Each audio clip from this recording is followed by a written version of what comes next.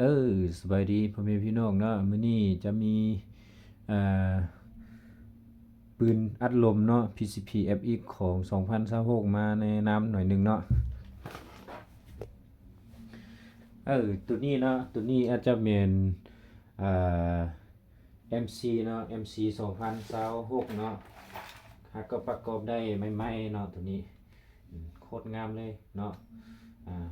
ไทยก็พับได้เนาะไทยพับได้เนาะ แล้วก็วาล์วตัวนี้เนาะวาล์วนี่จะเป็นสีดำล้วนแล้วเนาะโคตรงามเลยเนาะเหมาะสมกับใส่ที่ว่ามักเงินให้มันบุบเตงเป็นลายเนาะในวาล์วตัวนี้จะเป็นวาล์วปั๊มในเด้อวาล์วปั๊มในเนาะแล้วก็ทางจะเป็นทางอะลูเนาะทางอะลู0.5L เนาะตัวนี้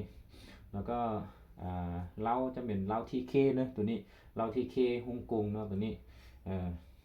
เก็บเสียงตัวล่าสุดนี้อาจจะปลายจะเป็นสีทองเนาะสีทองเลยอาจจะใหญ่กว่าทรงรุ่นก่อนฮะเนาะตัวตัวก่อนฮะจะใหญ่หนึ่งจะน้อยหนึ่งเนาะตัวนี้อาจจะใหญ่หนึ่งเนาะงามลายเนาะงามลาย MC เบาเนาะเบาและงามลายกล้องตัวนี้เหมือนกล้อง Discovery เนาะกล้อง Discovery แล้วก็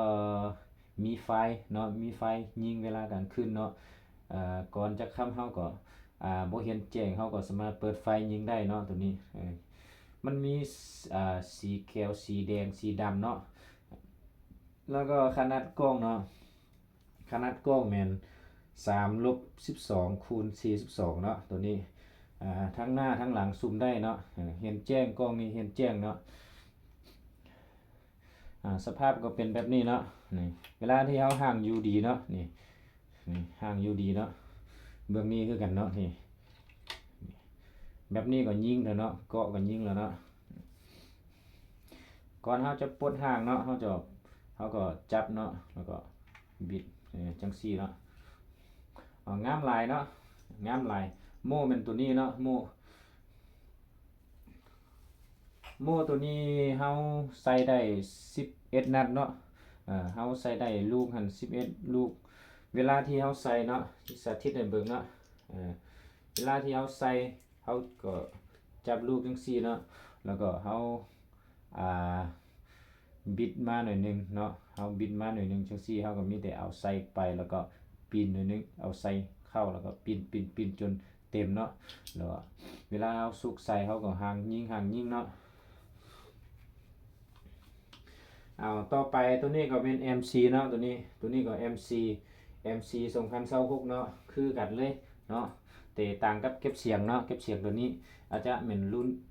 ออกก่อนตัวนี้แหละเนาะตัวนี้อาจจะเป็นรุ่นล่าสุดเลยเนาะตัวนี้สีดำรั่วเลยเนาะหลังนี่เป็นเขาสิเขียนว่าเจมเทคเนาะตัวนี้โคตรงามเนาะกระบอกนี่ก็งามหลายเนาะมักอันกระบอกใดก็จัดได้เนาะ อันตัวนี้เนาะตัวสีทองนี่มันตัวล็อกไก่ตัวนี้เนาะเวลาที่เฮาห่างเนาะนี่เฮาห่างจังซี่เนาะนี่เฮาก็บิดจังซี่เนาะก็มันก็ห่างเนาะนี่บ่หั่นเนาะนี่มันล็อกไว้แล้วเฮาปลดก็คือกันเนาะเฮาบิดห่างตัวนี้นี่ปลดได้แล้วนี่กล้องก็คือกันเนาะ3-12 คูณ 42เนาะงามหลายเนาะเบื้องนี้เนาะ สีดำล้วนเลยเนาะตัวนี้ถ่ายพับได้คือกันเนาะถ่ายพับได้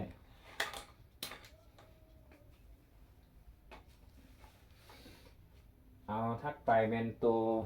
เคส2เนาะเคส2ราคากระบอกนี้ราคาจะแพงหน่อยนึงเนาะตัวนี้อาจจะแพงหน่อยนึงยังกระบอกเดียวเนาะเคส2กระบอกเดียวกระบอกนี้กระบอกสุดท้ายเลยเนาะตัวนี้เป็นวาล์วเซ็กพันเนาะ2025เนาะตัวนี้ถังตัวนี้อาจจะเป็นถังอะลูคือกันเนาะถังอะลู 0.5L เนาะแล้วก็อ่าเล้าตัวนี้มันเล้า8แก้วเนาะตัวนี้ M เขาสิเขียนFM 8เนาะแล้วก็มันมีอันโลโก้อากาอยู่ในหั่นเนาะแต่ว่ามัน8แก้วเนาะกระบอกนี้ถึกดีนะกระบอกนี้รีวิวยิงแล้วกระบอกนี้ถึกดีเนาะแล้วกล้องตัวนี้จะต่างเนาะ กล้องจะต่างน้อยหนึงเนาะมันเป็นรุ่นเดียวสื่อเดียวเนาะยี่ห้อเดียวเนาะแต่ว่ากล้องทางหน้านี่บ่มันซูมบ่ได้เนาะมันซูมได้แต่ทางหลังเนาะเพราะว่าเลนส์ตัวนี้อาจจะดีเนาะแล้วก็เขาบ่จำเป็นสิมีปุ่มซูมตัวทางหน้านี่เนาะขนาดกล้อง3-9 คูณ 40เนาะตัวนี้เนาะมันก็มีไฟยิงกลางคืนคือกันเนาะตัวนี้เคส2สภาพเป็นแบบนี้เนาะโคตรงามเนาะตัวนี้ก็งามหลายเนาะถ่ายก็ภาพได้เนาะถ่ายภาพได้เวลาเฮาห่างอยู่พี่แล้วเนาะแล้วเฮาก็สามารถ